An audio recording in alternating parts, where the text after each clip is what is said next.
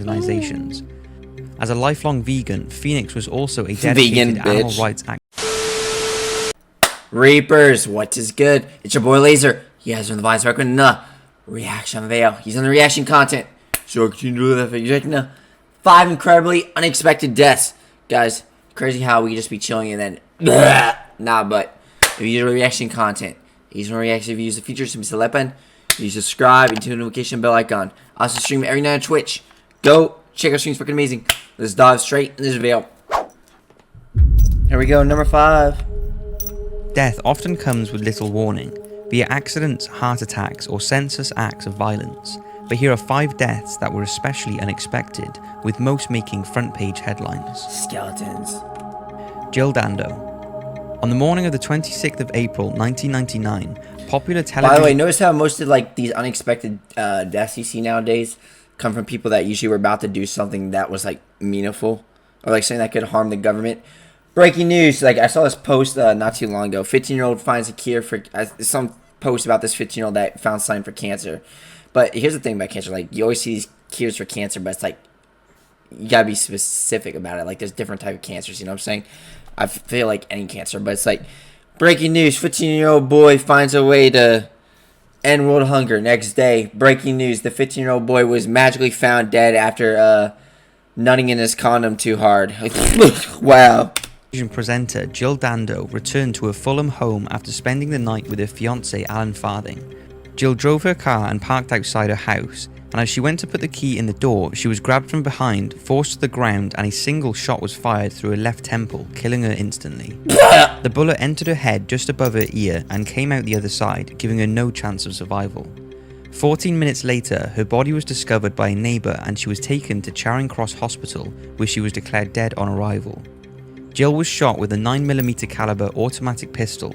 Witnesses said shortly before the gunshot they heard a surprised cry from Jill, as if she had unexpectedly seen someone she knew. Also, a tall white man aged around 40 was seen walking away from Jill's house. The murder received intense media coverage, as at the time about 11:30 a.m. Do you recognize? Ew. Of her death, Jill was one of the highest profile BBC on-screen personalities. She presented the news, holiday programs, and was the main presenter on Crime Watch, even being awarded BBC Personality of the Year in 1997. There appeared to be no motive for the killing, and after a year of investigating, the police had no breakthroughs, but were concentrating their inquiries on local man Barry George. He had a history of antisocial... That was the face of me when I used to get grounded as a little kid. Seriously? I'm sorry I ate all the cookies out of the jar.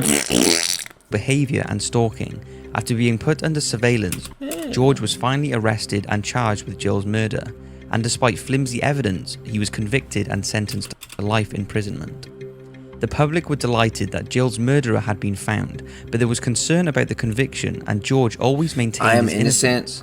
After several appeals, George was finally acquitted of any involvement in Jill's death. Since then, many lines of inquiry have been explored. Some have suggested she was killed by a hired assassin, others have suggested mistaken identity or a deranged fan, but none of these have been proved. I'm deranged.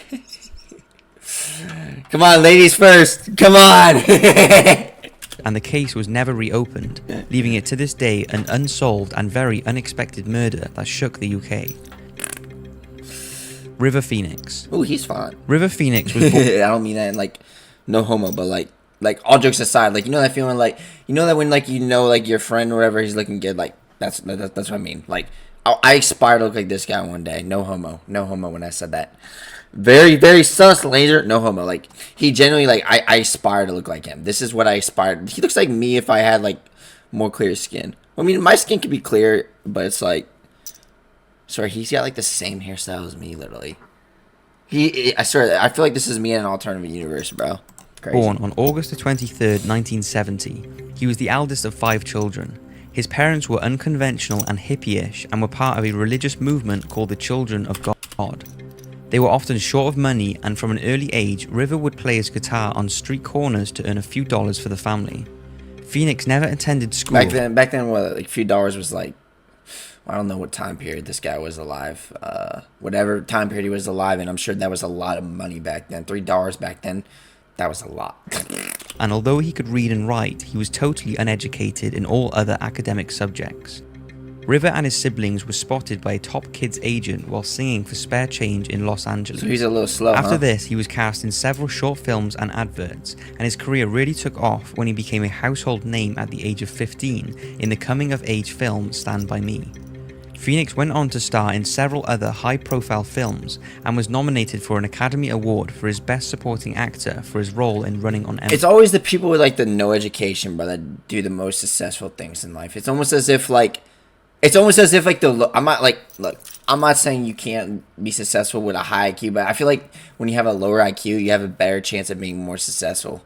I mean, like, I'm not saying that from my perspective, but it's like, I just feel like when you have a lower IQ, I notice the people that have lower IQs usually be more successful in life, because I think it's because like higher IQs, I remember seeing this one video, like, it was perfectly said, it was like these two fucking successful people. They said, the lower the IQ, the more money they make. Because, like, apparently when you have a higher IQ, like, you overanalyze everything. Like, I know that's the biggest problem with, like, highly intelligent people. Like, they overanalyze, like, every little thing, and, like, they just find a reason not to do it. It's, like, it's kind of like, I remember seeing them talk about, like, you're building a rocket ship, and you're looking for every small thing that can go wrong with it, and then you just decide not to do it at all.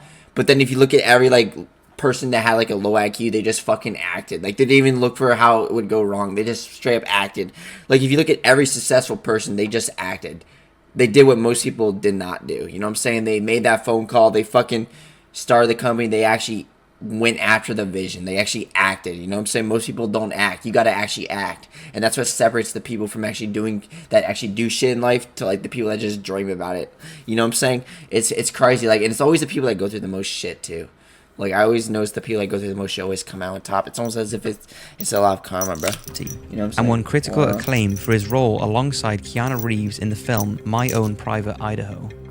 But Phoenix's real love was music, and his band Alika's Attic often performed solely for the benefit of environmental and humanitarian organizations. As a lifelong vegan, Phoenix was also a dedicated animal rights activist, and he also spoke out against drug use and its destructive effects. On the evening of the 30th of October 1993, Phoenix was due to perform at the Viper Room in Hollywood with his close friend Flea from the Red Hot Chili Peppers. He was accompanied by his girlfriend Samantha Mathis, his sister Rain, and his brother Joaquin. During the early hours of October the 31st, Phoenix collapsed outside the Viper Room and convulsed on the pavement for over 5 minutes.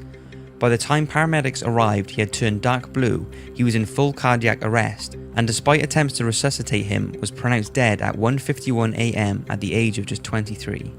The following day, the club, part owned by Johnny Depp, became a makeshift shrine, with fans and mourners leaving candles, pictures, and flowers. The club remained closed for a week, and Johnny Depp continued to close every year on October the 31st as a mark of respect for his friend Phoenix. The shock death of River Phoenix from a drug overdose caused by a cocaine and heroin mix was in contrast to the squeaky clean image of Forbidden Fun Dip Phoenix that was portrayed in the media, as a dedicated vegan and humanitarian activist with strong views on social and dietary issues. Phoenix was cremated and his ashes were scattered at the family ranch in Mycanopy, Florida. The official cause of death was acute multiple drug intoxication. Following his death, his family issued a statement denying he was a habitual drug user. Nice. Michael Faherty. Now, although Michael Faherty is not anyone well known, his death was incredibly unexpected. Michael was a 76-year-old pensioner who lived alone at Clairview Park, Ballybane, Ireland. 3 days before Christmas in 2010, his body was found face up in his front room. His head was near the fireplace and his body was badly burned, but there were no other signs of a fire. Looks like the Homer Simpson, the Simpsons couch, bro. This shit looks so cartoonish. What the fuck? Is this like a real photo? Is this real? It was just me, guys. You're just looking at me. The only other areas that were damaged were the floor directly below the body and the ceiling directly above. Investigators were baffled as to the cause of death, as there were no obvious signs of foul play. My God, what the fuck? Forensic experts concluded that the fireplace was not the cause of the fire that killed Michael. No accelerant had been found, and in an attempt to find an explanation... So there's something so eerie about seeing like a limb, or like just like mashed like body parts under like, you know what I'm saying? There's just it's so fucking disturbing and upsetting, you know what I'm saying? Experts had to consult medical textbooks and research other areas to find an answer. An inquest into Michael's death decided, after a thorough investigation, the only possible cause of death was spontaneous human combustion. Spontaneous human combustion is a term used when a living or deceased human body ignites without any apparent external source of ignition. The fire is believed to start within the body of the victim. Over a period of 300 years, there have apparently been over 200 deaths attributed to this bizarre event. In most cases, there are a few common factors in the recorded deaths. The victims are usually chronic alcoholics, usually elderly females. The victim's hands and feet usually fall off, and there is little damage to anything surrounding the body. Oh no, and my when the body pee-pee is fell out. discovered, the greasy residue of the burnt body usually has a putrid smell. Whatever the explanation, the thought of a person suddenly bursting into flames and burning to death is certainly a terrifying thought, and was incredibly unexpected for Michael and his family. I'm on fire! Bruce Lee. Bruce Lee is easily the most iconic man in martial arts history. Bruce Lee. Everyone aspires to have his exact body, bro. The definition of being like the perfect like fighter person. You know what I'm saying? Oh, Bruce Lee, man, your death was very tragic. How did he die again? Was it some? How did he die? It was some like disease or whatever. I don't fucking know. Paved the way for the art. So when he unexpectedly passed away, the world was in total shock. Yeah, like his death is kind of like. I don't know, I mean, I wasn't alive. I'm sure his death probably did shock everyone. His death is kind of like Bruce Lee, like saying Bruce Lee dying is kind of like, it's like, it doesn't seem right. You know, it's kind of like with Kobe's death, you know, it's like one of those things like, it's like, you know, those type of deaths where like, that just feels so surreal. Like you can't grasp it. Like, it's kind of like saying, imagine like hearing the news that, I mean, everyone's going to die one day, but it's like, it's kind of like just hearing like prematurely, I'm talking about. It's kind of like finding out that I don't want to wish this on anyone. I hate that I'm even saying this. I feel fucked up.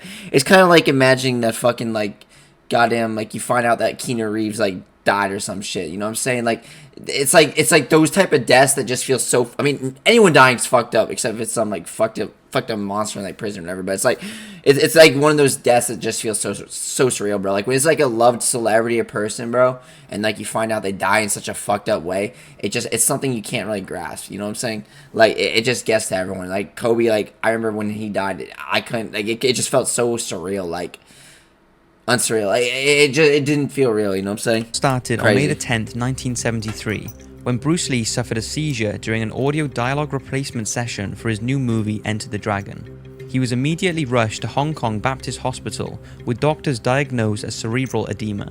He was given a drug called mannitol to reduce the swelling and ease the severe head pain he was experiencing. Oh. After his discharge from hospital, Lee continued his hectic schedule, promoting his new film and having discussions about his next project, Game of Death.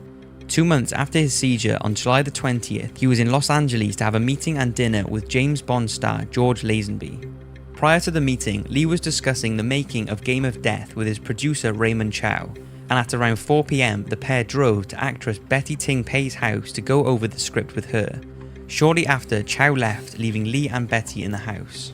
All of a sudden, Lee started to complain of a headache, so Betty gave him the painkiller 𝐂𝐚𝐥𝐸 and he went to lie down. When he did not turn up for his dinner meeting with Lazenby, Chow returned to Betty's house, and when he was unable to wake Lee up, he panicked and called a doctor. The doctor arrived and spent 10 minutes trying to revive him before calling an ambulance to take him to Queen Elizabeth Hospital, but Lee was pronounced dead on arrival. Bruce Lee was just 32 years old.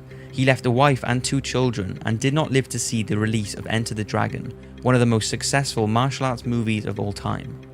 The autopsy report confirmed Bruce's brain had swollen considerably and he had the painkiller 𝐂𝐚𝐥𝐸 in his system.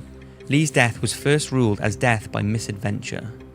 A funeral ceremony was held in Hong Kong and was attended by 25,000 people. Bruce wore the Chinese outfit he had worn in Enter the Dragon. Bruce Lee. And later, a smaller ceremony was held in Seattle, USA, where he was buried at Lot 276 Lakeview Cemetery. After his death, controversy surrounded the actual cause of his untimely demise. Theories ranged from murder by triads to Lee's overuse of electrical muscle stimulation and his use of cannabis. But after top forensic scientist Donald Tier was assigned to the case, he concluded that Lee had died from an acute cerebral edema caused by a reaction to the painkiller he had been given. Bruce Lee's legacy continues to live on, and his influence on martial arts will... Damn, he was young as fuck. Wait, did I say 1840? I thought I said 1840, 1940. Yeah, he was young. Crazy. never be forgotten. Dude, I hope I live at least to like fucking. I want to live at least to 70. I don't want to die premature. That's my worst fear, man. I hope I live at least to 70. Death, like, here's the thing, like, death doesn't scare me because like everyone has to go through it, and like, you know, I believe in God, so it's like it makes everything like so much easier. But it's like just dying premature is my worst fear, bro. Like, I'm not scared of death. It's how I die that scares me. Like, I'm scared. I don't want to die in like a premature way, bro. Like being shot or like, you know, something like that. You know what I'm saying? Scares me. It actually, like, I don't know why I feel like crying just saying it. I don't know. It just terrifies me. Premature death is like one of my worst fears. Like, I want to live a long life. I want to live not too long. I don't plan on living till like 100 something. I want to live it to like 70-ish and that's it. You know what I'm saying? I don't want to die at like 30 or 40. That's my worst fear. I want to live at Princess least. Diana. Life is short, man. I'm telling you, it's crazy how fast. Like, life is shorter than you think. That's why life is shorter than you think. It's crazy how short life actually is when you think about it. That's why I tell people, go for it, man. You only live once. Many people remember exactly what they were doing on Sunday, the 31st of August, 1997. The day that shocked the world and caused an outpouring of grief worldwide that has never been seen before. It was the day that Diana, Princess of Wales, was killed in a car crash in a Paris underpass whilst being chased by the paparazzi. Diana and her new lover, Dodi Al-Fayed, had stopped in Paris, intending to stay the night at the Ritz before heading back to London. But at the last minute, they changed their minds and instead decided to head to an apartment owned by Dodi's father, Mohammed Al-Fayed. A hired black 1994 Mercedes was waiting at the back entrance of the Ritz. Dodi and Diana sat in the back, and the driver Henry Paul and security officer Trevor Rees-Jones were in the front. They sped off at high speed at around 12:20 a.m. with the paparazzi in pursuit. As the car entered the Pol de Lama underpass, Henry Paul lost control of the car, swerved to the left and collided head-on with the 13th pillar at an estimated speed of 65 miles per hour. Dying from a car accident, one of my worst fears, man. The impact was devastating. Dodi and Henry Paul were killed instantly, and Diana and Trevor Rees-Jones were seriously injured. Diana reportedly had no visible injuries and was conscious, but after being removed from the car, she suffered a cardiac arrest. She was temporarily resuscitated, but her internal injuries were so severe that despite further attempts to resuscitate her, including internal cardiac massage, medics were unable to save her. Fuck that. Diana, Dodi, and Henry Paul were not wearing seatbelts, and the only survivor, Trevor Rees-Jones, was. Diana's funeral was held at Westminster Abbey in London, and an estimated 3 million mourners lined the streets. The worldwide coverage was watched by 2.5 billion people, aired in 200 countries and translated in 44 languages, and more than 1 million bouquets were left outside her home at Kensington Palace. After the ceremony, Diana's body was driven through the streets of London, making its way to her final resting place. The hearse was completely covered in flowers thrown onto the car by the watching public. Such was the outpouring of grief that during the 4 weeks following Diana's funeral, the suicide rate in England and Wales rose by 17%, and the case of self-harm was up 44%. In the years that followed Diana's accident, many controversial theories about the cause of her death have been explored. Although the official cause of death was unlawful killing caused by the driver Paul Henry's grossly negligent driving, it was also reported that he was driving under the influence of alcohol and prescription drugs. Whatever the true cause, the sad fact is that Diana's death left 2 little boys without their mother and the world without the princess they all loved. This video shows how precious life is and how quickly it can be taken away from us. Tomorrow is never promised, so live life. Yep, live every moment like it's your last, bro. To the full and know that you can become anything you set your mind to. No, literally. The only way we have is ourselves. You can do whatever you make your mind to. Don't let anyone tell you can't do something in life, guys. As always, well, guys, this is this video. Hope you enjoyed it. Which one of those incredible deaths or unexpected deaths was most interesting to you? Your reaction content, your reaction features to do. I'll see you next one. Peace. Extra large money.